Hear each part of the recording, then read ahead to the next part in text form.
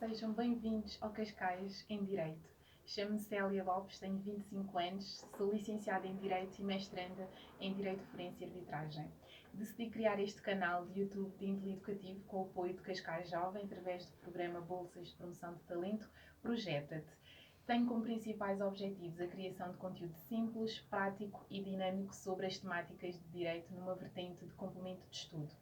Trarei para o canal resumo de temas e conceitos, casos práticos resolvidos, entrevistas aos estudantes de Direito, numa lógica de partilha de experiência pessoal relativamente aos desafios e conquistas durante o seu percurso académico e esclarecimento das vossas dúvidas relacionadas às temáticas de Direito. Espero contar com a vossa presença e não se esqueçam de subscrever ao canal, partilhar e pôr like e comentar de forma a fazer o meu e o nosso canal crescer. No vídeo de hoje vou falar sobre alguns conceitos de direito. Primeiro, afinal, o que é o direito? Bem, o direito é constituído por um conjunto de normas de conduta social emanadas pelo Estado e garantidas pelo seu poder. Por outro lado, o direito é um fenómeno humano e social, pois decorre da vivência em sociedade do homem que é necessário regular para garantir a paz social, a justiça, a segurança e o bem-estar económico. Dito isto, existem várias ordens normativas que regulam a vida do homem em sociedade, das quais se destacam pela sua importância a ordem moral, a ordem religiosa, a ordem de trato social e a ordem jurídica. Bem, todas estas ordens normativas revelam regras que regulam o comportamento do homem em sociedade. Mas será que todas estas ordens normativas fazem parte do direito? Bem, a ordem moral, por seu lado, é uma ordem de conduta humana dirigida por norma para o bem.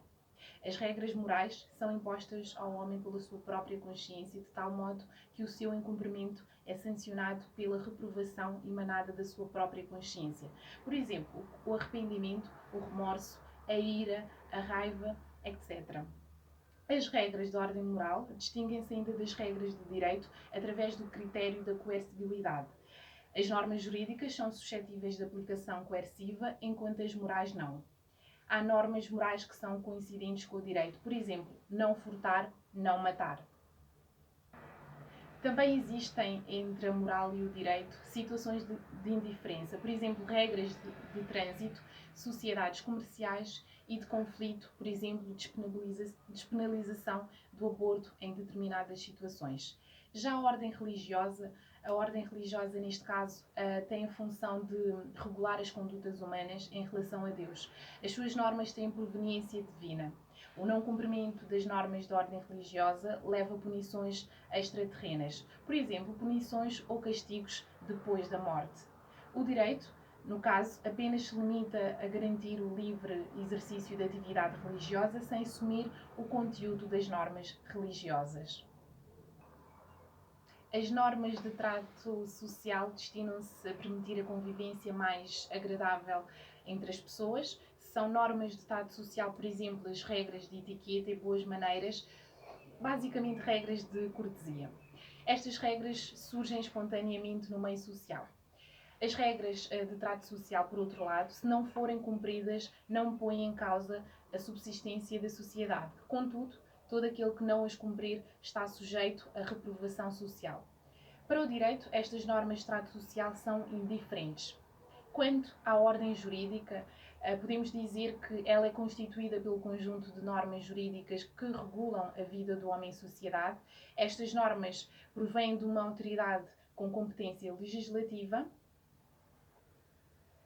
Estas normas provêm de uma autoridade com competência legislativa, como disse anteriormente, e visam atingir os valores da justiça e segurança. A ordem jurídica, ao contrário das outras ordens normativas, serve-se da coação como meio de garantir e impor o cumprimento das normas jurídicas. Portanto, estamos agora em condições de dizer que apesar, aliás, do homem pautar a sua conduta em conformidade com as várias ordens normativas, apenas a ordem jurídica faz parte do direito. Quando falamos das ordens normativas, verificamos que apenas a ordem jurídica era composta por normas jurídicas. Por norma jurídica é entendido a conduta imperativa geral e abstrata imposta de forma coerciva pelo Estado. Quanto à sua estrutura, esta norma jurídica está estruturada de acordo com os seguintes elementos. A previsão da norma consiste na descrição da situação de facto que, ao verificar-se efetivamente, produz certas e determinadas consequências jurídicas. A estatuição da norma estabelece as consequências jurídicas produzidas pela verificação da situação descrita na previsão, ou seja, a previsão prevê a situação, a estatuição estatui a consequência jurídica da verificação dessa situação. Temos como exemplo o artigo 131 do Código Penal, o homicídio, que nos diz que quem matar outra pessoa é punido com pena de prisão de 8 a 16 anos. A previsão da norma é, por exemplo, quem matar outra pessoa, enquanto que a estatuição da norma é punido com pena de prisão de 8 a 16 anos. Um outro exemplo é o que está previsto no artigo 130 do Código Civil, em que a previsão é, por exemplo, aquele que prefizer 18 anos de idade, e estatuição é adquirir plena capacidade de exercício de direito, ficando a reger a sua pessoa e a dispor dos seus bens. Agora, entrando na matéria da classificação das normas jurídicas, temos por um lado as normas imperativas ou injuntivas, que são normas que impõem condutas por ação ou por omissão. Por outro lado, temos as normas preceptivas, que são normas que impõem certas condutas por ação, por exemplo, as normas que obrigam a pagar impostos. Por outro lado, temos ainda as normas proibitivas, que são normas que proíbem determinadas condutas. Por exemplo, as normas que punem o furto e o homicídio. Temos ainda as normas permissivas ou facultativas, que são normas que permitem ou autorizam certos comportamentos. Já as normas interpretativas são normas que se destinam a definir o sentido e o alcance a certas condutas ou a certas expressões. As normas supletivas são as normas que podem ser afastadas pela vontade das partes, por exemplo, no regime do casamento de comunhão de adquiridos. Já as normas gerais são aquelas que constituem um regime-regra. Por exemplo, temos a situação prevista no artigo 219 do Código Civil.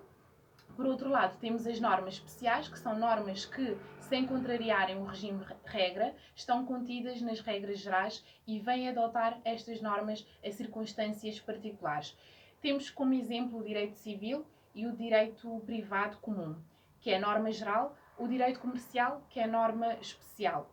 Temos, por outro lado, ainda as normas excepcionais, que são normas que constituem uma oposição ao regime-regra. E temos como exemplo o artigo 219 a 1143, o artigo 219 a 875.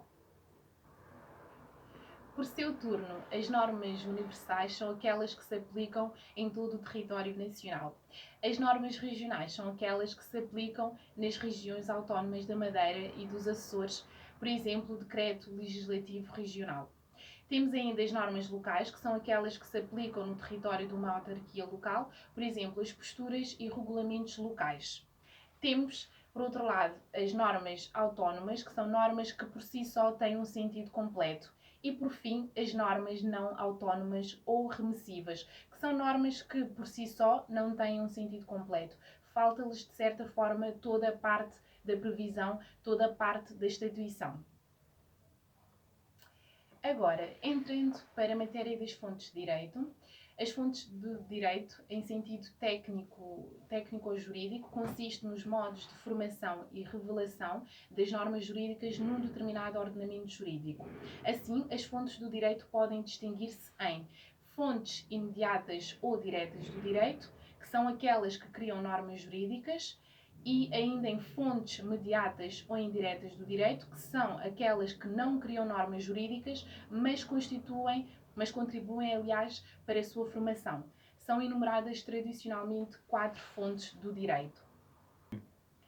Primeiro, a lei, o costume, a jurisprudência e a doutrina. Como iremos ver de seguida, o Código Civil estabelece nos artigos 1 a 4, disposições sobre as fontes do direito, e considera a lei como única fonte imediata do direito, em contraposição aos usos previsto no artigo 3º, e equidade previsto no artigo 4º, cuja força vinculativa provém da lei, ou seja, os usos e equidade só têm relevância jurídica quando a lei o determina. Portanto, temos a lei como fonte imediata do direito, os usos e a equidade são fontes mediatas do direito. Quanto à lei, esta é considerada uma fonte imediata do direito e, para alguns autores, ela é a única fonte imediata admissível, e para outros autores, e ao lado da lei, o costume também é fonte imediata do direito. No entanto, o artigo 1º do Código Civil acolhe a lei como a única fonte imediata do direito.